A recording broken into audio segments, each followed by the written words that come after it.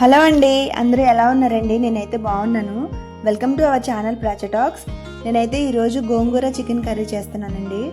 ముందుగా గోంగూరని తీసుకున్నాను. ఈ గోంగూర ఒక పెద్ద కట్టదాకా తీసుకున్నానండి. గోంగూరని మంచిగా కోసుకుని శుభ్రం చేసుకుని వాటర్లో నీట్గా కడుక్కుని పక్కన పెట్టుకున్నానండి. తర్వాత కర్రీకి కావాల్సినట్టుగా 2 ఉల్లిపాయలు, 6 పచ్చిమిరపకాయలు, టమాటాలు 2 కట్ చేసి పెట్టుకున్నానండి.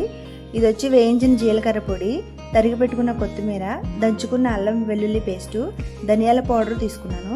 ఇంకా 1 కేజీ దాకా చికెన్ తీసుకున్నానండి. శుభ్రంగా కడిగి వాటర్ లేకుండా ఇలా జల్లెడలో వేసుకున్నానండి.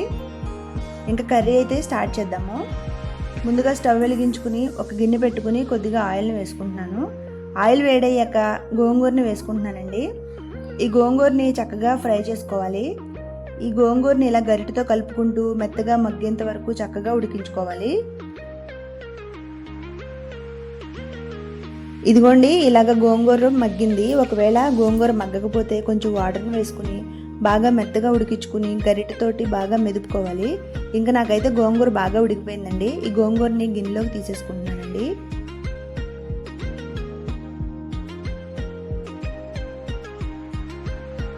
ఇంకా ఇదే గిన్నెలో కూరకు సరిపడగా ఆయిల్ వేసుకుంటున్నాను. ఆయిల్ వేడయ్యాక దాల్చిన చెక్క, 5 లవంగాలు, 2 బిర్యానీ ఆకులు వేసుకుని కొంచెం సేపు ఫ్రై అయినాక కట్ చేసి పెట్టుకున్న ఉల్లిపాయ ముక్కల్ని, పచ్చిమిరపకాయ ముక్కల్ని వేసుకుని ఇంకొంచెం సేపు వేయించుకోవాలండి. ఆ తర్వాత కరివేపాకు కూడా వేసుకుని వేయించుకోవాలి. తర్వాత చిన్నగా కోసి పెట్టుకున్న టమాటా ముక్కలను కూడా వేసుకుని బాగా వేయించుకోవాలి.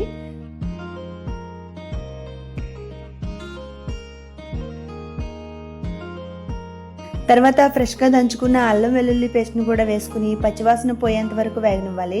ఇంకా ఇందులోనే కొద్దిగా కొత్తిమీరను కూడా వేసుకుని బాగా కలుపుకోవాలి. ఇంకా ఉప్పు 1 పెద్ద స్పూన్ దాకా వేస్తున్నానండి. కారం నేనైతే 1 స్పూనే వేసుకుంటున్నాను. పచ్చిమిరపకాయలు ఎక్కువగా వేసాను కదా, అందుకనే నాకు ఈ కారం సరిపోతుంది. అలాగే కొద్దిగా పసుపు 1 స్పూన్ వరకు, ధనియాల పొడి, 1/2 స్పూన్ వేయించిన జీలకర్ర పొడిని వేసుకుని ఇవన్నీ బాగా కలుపుకుని ఇంకొంచెం సేపు ఫ్రై చేసుకోవాలి.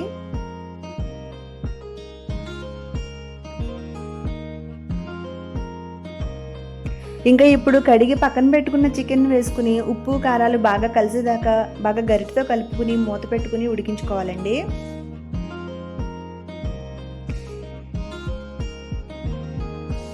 నేనైతే స్టవ్ని లో ఫ్లేమ్లో పెట్టుకుని ఉడికించుకున్నానండి. ఇంకా 10 నిమిషాలకి మూత తీసి చూస్తే చికెన్ బాగా మగ్గింది.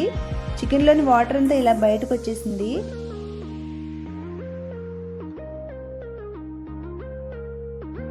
ఇంకా ఇప్పుడు ఉడికించి పెట్టుకున్న గోంగూరను కూడా వేసుకుంటున్నానండి. ఈ గోంగూరను చికెన్లో వేసుకుని బాగా కలుపుకోవాలి. ఇంక నేనైతే ఈ కర్రీలో వాటర్ ఏమీ వేయడం లేదు. కర్రీని ఇలాగే లో ఫ్లేమ్లో పెట్టుకుని మధ్య మధ్యలో కలుపుకుంటూ ఎక్కడా మాడిపోకుండా చూసుకోవాలి.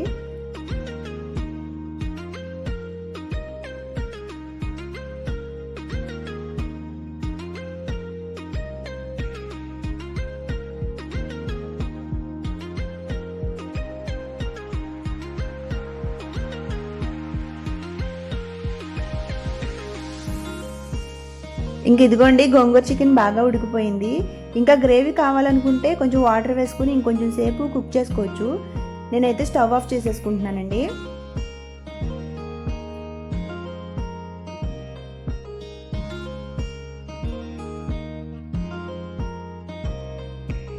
ఇదిగోండి, వేడివేడి గోంగూర చికెన్ కర్రీ అయితే రెడీ అయిపోయింది. మేమైతే చికెన్ చాలా ఇష్టంగా తింటామండి. ఇంకా మా పిల్లలు అయితే చికెన్లో గోంగూర వేస్ట్ చేస్తే ఇంకా ఇష్టంగా తింటారు. నా వీడియోని లైక్ చేయండి, మా ఛానల్ని సబ్స్క్రైబ్ చేసుకోండి. ఓకే అండి, బాయ్ బాయ్.